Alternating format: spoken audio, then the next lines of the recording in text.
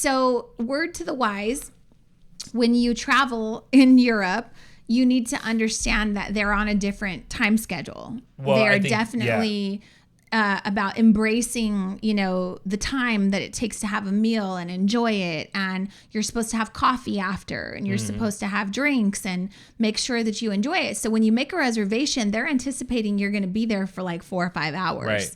When you make a reservation in LA, you guys, they will tell you after an hour and a half, we need the table. Yeah. Period. So that's how we were conditioned. But I think one of the points of this when we talk about international travel with you is to say that just because something is done in your country doesn't make it wrong in another country. Right. You go to other countries in order to experience the culture, to experience the differences, to experience and embrace how their way of living is different than yours.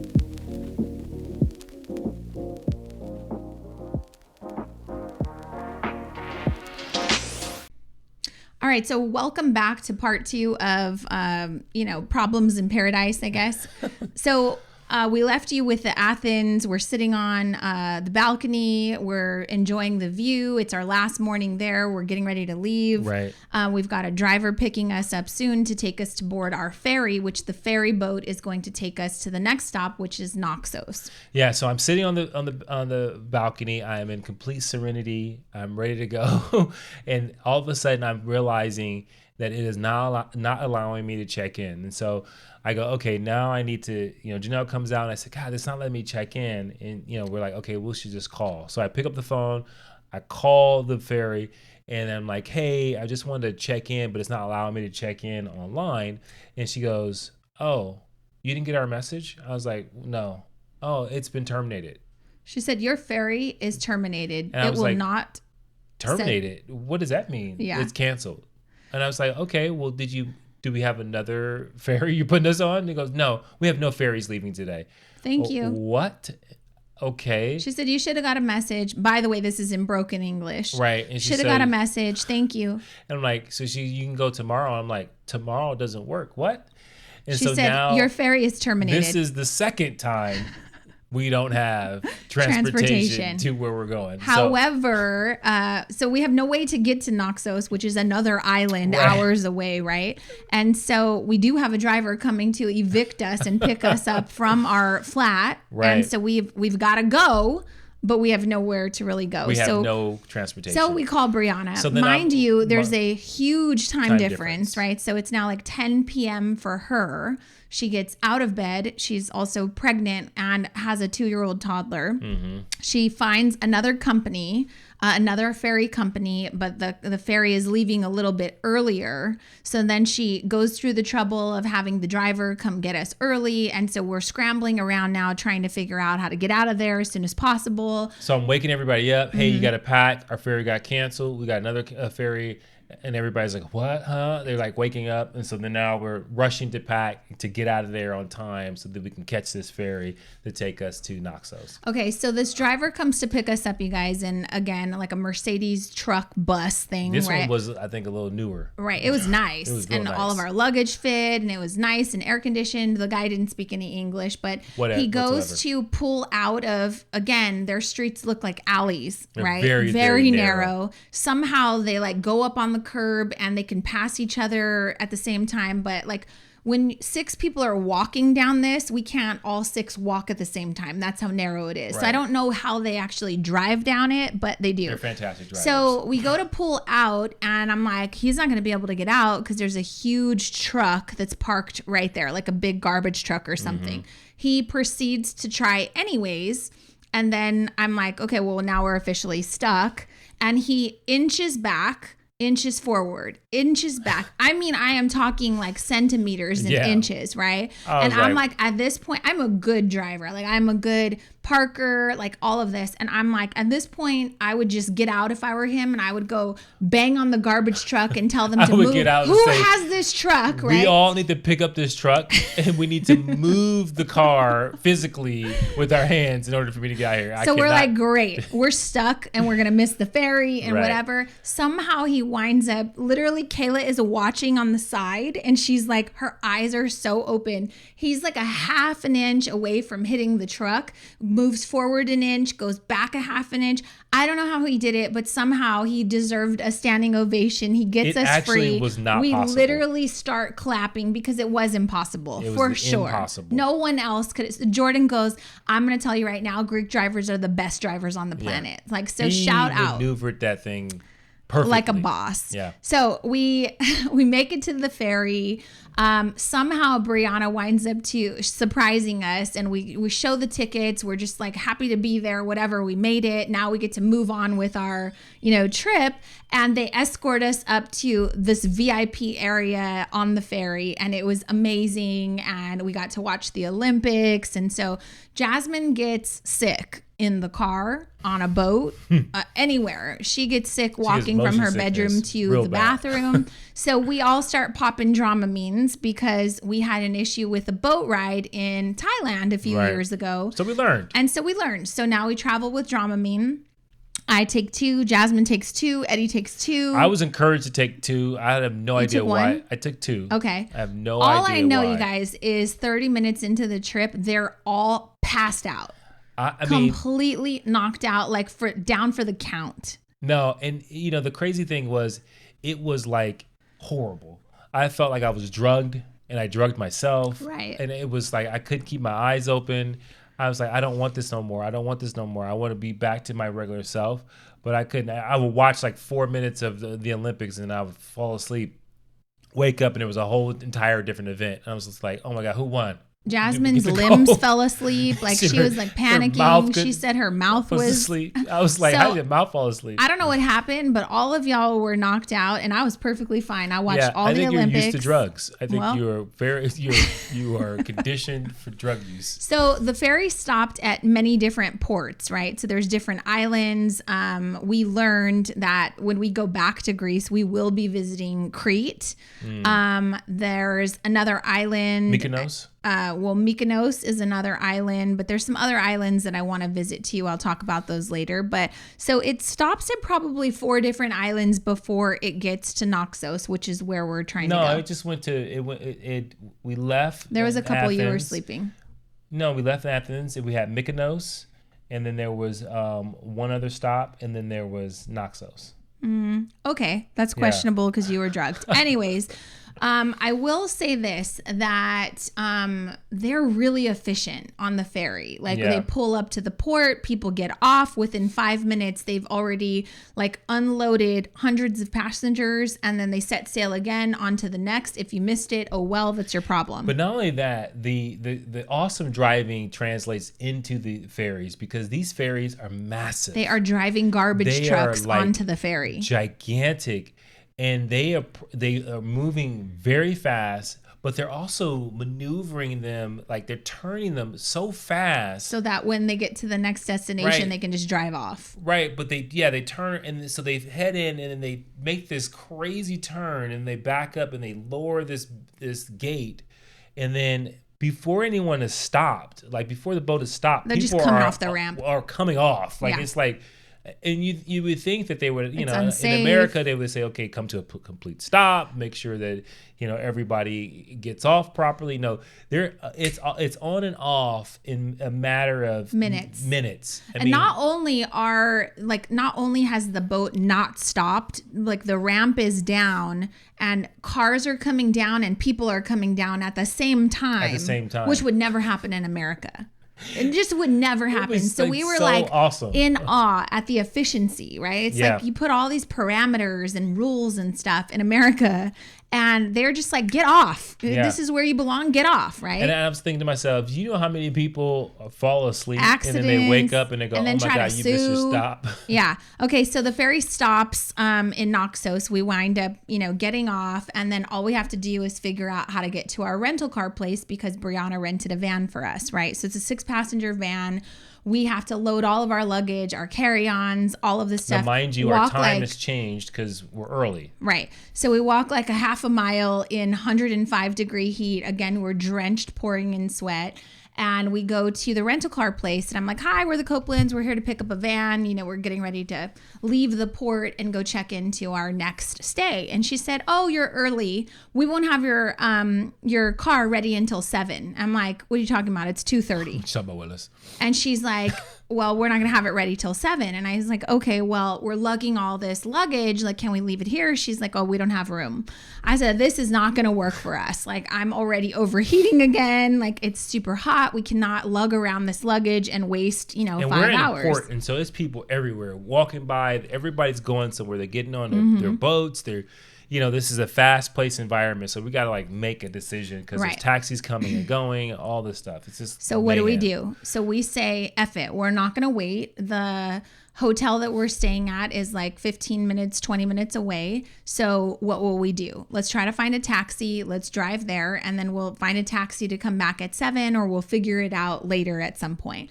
So we don't fit in a taxi. So we have to separate 3 in one taxi, 3 in another taxi, take 2 taxis, cost double the money, whatever. We're not going to wait for 5 hours. So the taxis take us. And these taxi guys are get it done mentality. Because they're okay, let's go. Time is money. Let's go. They load your suitcases on. They use a bungee cord because it's a regular car. It's not a van, right? It's a regular car. And we got these 6 large suitcases. 30-inch suitcases. Yeah, and they're just throwing those suckers in the trunk.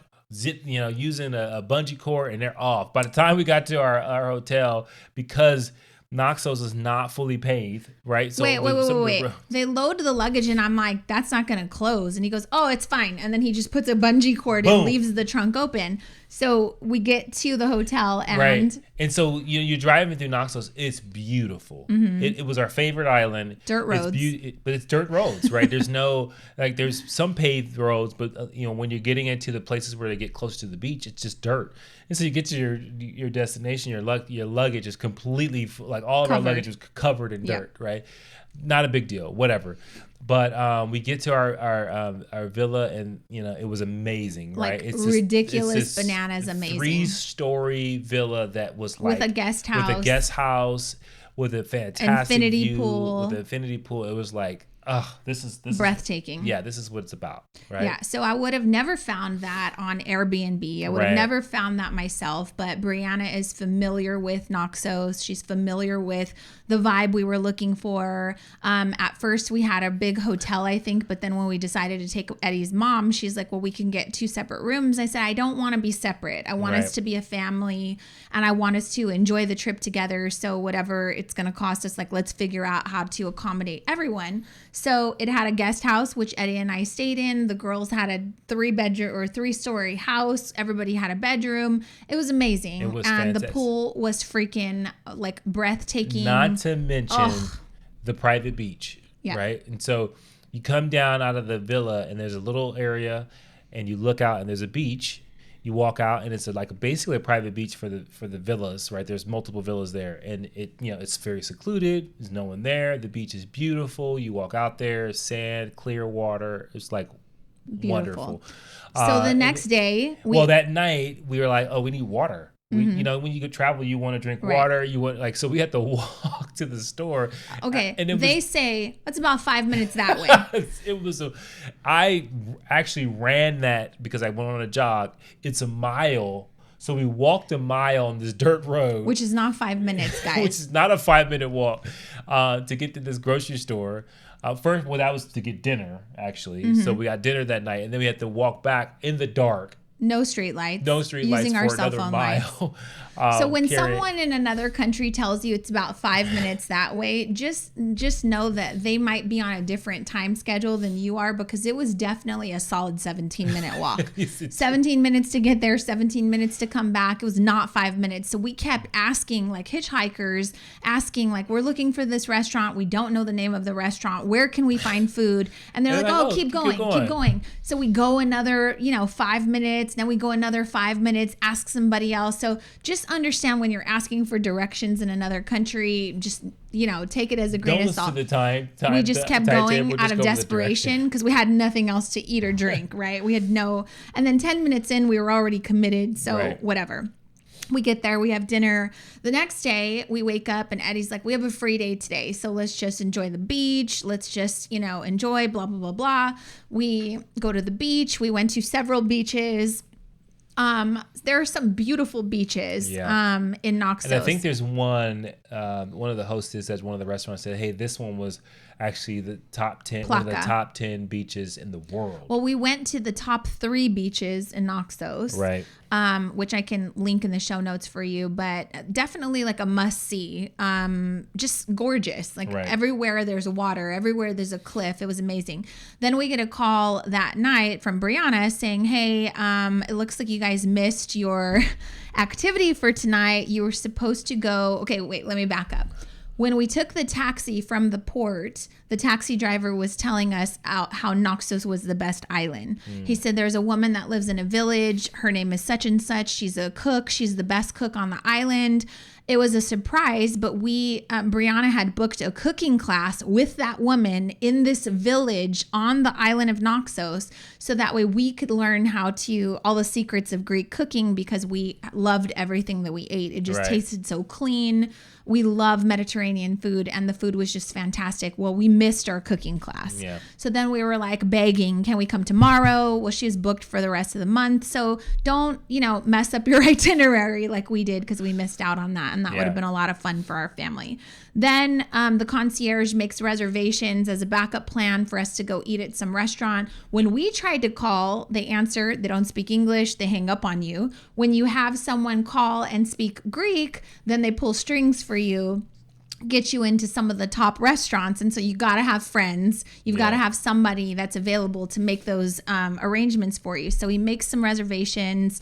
And this restaurant in Naxos is called Nomads. It was beautiful, fantastic. The cocktails, the short ribs, everything was amazing. Highly recommend it. And it was amazing. We got the slow cooked short ribs. And I was like, oh my God. Best meat I've ever had in my life. We went back another day as well. Which we said we wouldn't do, but it was so good that we did. Okay, so here's an issue. Paying for your meal in Greece is a problem. Why? Well, here's the thing. So every restaurant we went to, we are kind of on LA kind of time, right? We're fast movers. We're thinking you're going to get in and out in about an hour and a half at the longest. If you have cocktails. But I think in Europe, when you go for dinner, it is a 3 to 4 hour event. 5. Right? Mm-hmm. And people are there, sitting there, and they're socializing, they're drinking, they're eating, and they're taking their time. Well, everything's a course. We didn't adjust to that. So we adjusted. We are like ordering our food, and our minds are thinking of what we're accustomed to. Wait, time out. So everything is a course in Greece. Like you want to start with cocktails. Would you like water? Okay, so they bring that, and then you have that when you're done with your cocktails. Do you want any appetizers? And we're ready. So the very first time the waiter comes over and asks, what do you want to drink? We're like, we'll have water. Here's our cocktails. We want these as appetizers, and here's our meal. So they looked at us funny every time, but we were just like, most of the time getting to the restaurants hungry. And so we unloaded our whole order. Right. They brought all the food. We ate it. We drank quickly. And then we're like, okay, can we get our check? And they literally will go, check? You want to pay? You want to pay now? And they're like here. So you just got here an hour ago. So dumbfounded, right? So word to the wise, when you travel in Europe, you need to understand that they're on a different time schedule. Well, they're definitely about embracing, the time that it takes to have a meal and enjoy it. And you're supposed to have coffee after, and you're supposed to have drinks and make sure that you enjoy it. So when you make a reservation, they're anticipating you're going to be there for like 4 or 5 hours. Right. When you make a reservation in LA, you guys, they will tell you after an hour and a half, we need the table. Yeah. Period. So that's how we were conditioned. But I think one of the points of this when we talk about international travel with you is to say that just because something is done in your country doesn't make it wrong in another country. Right. You go to other countries in order to experience the culture, to experience the differences, to experience and embrace how their way of living is different than yours. Yeah. And I think if we we weren't so kind of like jet lagged, I think we would have probably taken advantage of that. But well, if typically you and I were traveling together alone, we would have taken advantage of that. There were times where I was like, I'm going to fall asleep at this table right now. Yeah. I'm like, so please carry me out of here, or I don't know what we're going to do. But I think I appreciate the fact that like it's about being in the moment. It's about like the times you go for dinner, especially at every restaurant. It was a nice restaurant. It wasn't like everywhere we went, it was fine dining. There's no takeaway. And so I think taking our time, I think we will practice next time. Yeah, for sure. Okay, so second morning in Naxos. By the way, we had a power outage in our villa that night, and they said that there were rolling blackouts because of the heat wave, right? So we had a power outage. We're the kind of people that are like, oh well, everybody meet outside by the pool. Right. So we go swimming, not a big deal. The power comes on, thank God, because we needed the AC. Wake up the next morning, go have breakfast, and Jordan is dying to try a chocolate croissant. And I tell her, hey, I think that their chocolate has Nutella in it, so be careful. She takes a bite of it. We're trying to test it, and within 5 minutes, we find ourselves in the villa stabbing her in the leg because she's having an allergic reaction, and we need an EpiPen, Benadryl, the whole nine. So I'm like, okay, this better work, because if it doesn't, Jesus, how do we find a hospital? Like, what do we do? Right. So we had that, which we've dealt with many times. Mm-hmm. So EpiPen an issue. Then let's see, we enjoyed the pool. We went out to dinner again. We had another power outage the second night. We met some really great people, Naima and Joe and their son Jaden. He's 16. He was celebrating his birthday there. We're going to definitely visit them. They're in Brooklyn. I would say that that's one of the key things you need to do. We're great at making friends. Right. We're great at talking to people at the Acropolis. The tour guide gave everybody like names. We all were gods. So, each of us were gods. And so we remember Mr. Peter and his wife, Julie, and we wound up running into them in Santorini. Yeah, which was so bizarre. Great. Yeah, he actually had the same shorts that you had on, that you got on Instagram. His wife got targeted on Instagram. Right. So it was just, I would just say, take the time to get to know people, because they gave us such tremendous insight on, it's our second time. We're going here. You've got to visit this. So we were just constantly taking notes of recommendations, which helps you when you return, helps you, go to dinner and just find great places. And so we made friends in every island. I think we made friends in every city, because we made We met the two individuals that we met in Athens when we were going to just get you some headache medicine. Mm-hmm. They were eating at that little like takeaway place, and we met them. We started talking to them, and we were gone for like 45 minutes, and the girls were all upset. Oh, our friends that we made. Yeah, one of them was from New York. I can't remember their names, but we were celebrating one of his birthdays. Yeah. So we just randomly make friends, no matter where we go, and I think that that's super helpful. Yeah. Because and it's very easy, because you just listen for an American accent, and you go, "Oh, you're an American. Where are you from?" And all of a sudden, you got a conversation going. But also, we spent the day at a beach in Naxos, and this was before we were going to Santorini, and one of the local residents just happened to be spending his day off there. Yeah. And he was a Coast Guard in Greece, mm-hmm. and so he's enjoying the beach day with his family, and he says, "Greek people, we take our coffee serious." He's the one that actually told us how to order proper coffee and what to expect, because we were all jacked up, like getting the wrong thing, and so he helped us with that. He also told us that, he said, "Where are you going?" I said, "We're going to Santorini tomorrow." He goes, "Oh, the Death Stone of Greece." What? He goes, "We call it the Death Stone of Greece. It's hot as hell there. It's basically on a volcano. There's 2 active volcanoes there. So it's hot as hell in Santorini." And we're like, wait, what? Island, Santorini is literally built off of lava, like, the lava ash. and that is what they built the island off of, which is crazy to me. And that's what he was like. It's the death stone of Greece. But it was he said funny. When people die, we jokingly say, "Oh, he's gone to Santorini." We're like, "Wait, are we gonna die when we go there?" He goes, "No, you gotta go, you gotta visit, but nobody wants to live there. It's like congested and it's hot as hell, and so people don't live there; they just visit there." And which is so ironic because that is a place where everyone wants to go to Santorini to take photos. Right. And it's the Instagram place because of what's the name of the city? It's called Ia, but it looks like Oya. Ia, right. And so that's where you have the blue tops, the white buildings, and it's all kind of cascading down towards the water, and you don't realize that is built off of volcano ash, right? Like that is like what the island is built off of, and is pretty crazy and is bizarre, but it's beautiful at the same time. It's built off of destruction. Right. So this new friend that we made, who was a local, he said, next time you come, go to Crete. Yeah. Crete's one of the most beautiful islands. And then he also said the Ionian island. Highly recommended. So Eddie and I are already planning another trip for just us. Okay, so we finish up at Naxos. We check out of our villa. We take our truck plus a taxi because the luggage doesn't fit. Right. And we go to the ferry port. We have a great breakfast. We get on the ferry. We are not in VIP this time. We get to Santorini.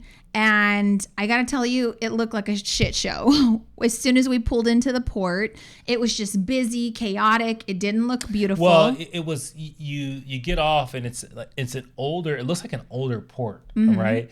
I mean, and it's, so you look at it and it's got kind of like these dilapidated type of buildings, and they're like, rental car places, and they're, a couple of different places of food, but they look a little run down, and it's hot. I mean, and you're at the bottom of what it feels like a crater, because you look up, and I don't know what the height is, but look up, it's breathtaking in the sky, the size of it. Like you're looking up, and you're on the edge you're at the bottom of this gigantic cliff, right? And you look up, and you're like, that looks like 1,000,000 miles up. Right? Okay, so listen to this. It looks like this gigantic mountain, volcano, whatever. And then at the very bottom of that, there's like 20 stores and the port. And then that's it. There's no ocean, beach. Like you can't really see anything, right? But then as you look closer at the mountain, you see that cars are winding up this mountain to get to the top, and then we don't know what happens, but they disappear on the other side. Right. So it was just really impressive, but it was also hotter than the Death Stone. Right. Right. And so what's interesting is that at these ports, especially at Santorini as well, like it's mayhem because these boats are all coming in at the same time. And so these taxi drivers, these rental car places, the food establishments, they're really only open for those boats. It's like the boat pulls up, they open their garage doors to their restaurant or whatever. It's just craziness. And then once the boats are gone, everything shuts down. So it's like 15 minutes of chaos, and then everything closes. It's gone. No gelato, no car rental, no restaurant, no nothing. And this is important because we get off of the boat, and we're like, okay, where's the guy with our name with our names on it, the little card, driver's supposed to be there, and he's not there. All right, and so I go to the app because Brianna has this amazing app and has a contact number. So I hit the button, I call the guy. He goes, "Oh, he should be there in about 5 minutes." He's 15. He said he's running a little bit late because of the traffic. Okay. All right, fine. He says, walk over to the blue something, and he'll meet ferries. you there. I'm like, all right, fine. So we walk over. Just a couple minutes. He walks over. Says, hey, I'm here to take you and this other family. So we walk over, and I don't know how this works, but he's delivering our rental car. And delivering theirs. And he's the driver for them. So they have a 9-person vehicle that he's driving, and we have this 6-passenger vehicle. It's a Fiat stick. It's the same vehicle that we did not fit on Naxos, that we still will not fit on Santorini. So although it's a 6-passenger vehicle, there is no room for luggage. There is no luggage whatsoever. The 5th and 6th seat are right by the back door of the vehicle. So you can't put one piece of luggage. So I go, we can't fit in here. He goes, yeah, you won't be able to fit. Can you sign here? And I was like, wait. Literally leaves. Can you find us another vehicle? He goes, we don't have any more. Yep. And I believe him because it's an island. Right. Like they're not going to have like a backstock of this vehicles. This is an island. And so he's like, he tries to whistle down a transport. Obviously, the transport's driving up this massive cliff. And so he goes, I got to go. I got to drive them. And I'm like, all right. So I said, we need the van that they have. And he said, there's no more. You got to make it work. So we're like, okay, but we can't. Can you help us flag down a taxi? He goes, there are no more taxis. Remember when we told you everything shuts down? Everything's gone. There's nothing around now. Everybody is like a ghost town. It went from thousands of people being there to no one. Within 15 minutes. 15 minutes. And so we're like, all right. So then we just start putting stuff in. We start putting our luggage, and we're like, this is not gonna work. Like, well, we put the luggage in, but now only 2 people fit. And then like now my mom gets in the car, the girls get in the car. I think Jordan is sitting on your lap, and we're trying to lap it up, and the guy goes, you're gonna get pulled over. You're gonna get pulled over. There's a lot of police here. Not to mention, you don't want to go to jail in Santa Maria. Not to mention, it's a stick shift, and I'm sitting on the stick. Right, it's a stick shift. We just cannot do it. And so now that I think about it, we would not made it up that hill. Absolutely not. Right. So then we drive over to the empty, vacant area that everyone left, and there's this couple of guys over there. We're like, hey, hustlers. We find the most shadiest individuals on the island to say, hey, can you help us? And he's like, yeah, we can get you a rental car. And he was like, he goes 130 euros per day. What? I was like, what? No, we didn't even pay 130 for the van that we rented for 4 days, right? And he's like, well, there's no other option. There's no taxis. There's no this. And I was like 80. And so goes, we negotiate. No, yeah. I was like, so we do 100 euros per day. It's a 2-passenger car. He winds up giving us the 4-passenger, whatever. It's a total ripoff. So I go to use the restroom. Mind you, I have no idea where they got this car from. Right. Like they just pulled this random car. It looks like it was his homeboy's car, and he's like, hey, bro, we're about to use your car. Can I borrow your car? But it didn't matter. There was literally no way for us to get out of the port because no one was coming to save us. There was no one to call. There was no way to be saved. So we had to spend 400 extra euros to rent this vehicle for 4 more days, and all we needed to do was transport the luggage, or we needed a taxi or something. So I go to use a restroom next door at the gelato place that's closing down, and he goes, hey, how much is he charging you for the rental car? And I said 100 euros. So he starts shaking his head like in disappointment, like obviously telling me that. I said, let me guess, they're taking advantage of me. And he, in his broken English, said, yeah, it's supposed to be 30 to 40 euros a day. So pause, time out. We're going to leave you with another cliffhanger because there's so much to talk about. We have a part 3 to the Instagram versus reality Greece gone wrong part 3 coming up next. Oh, God. See you then.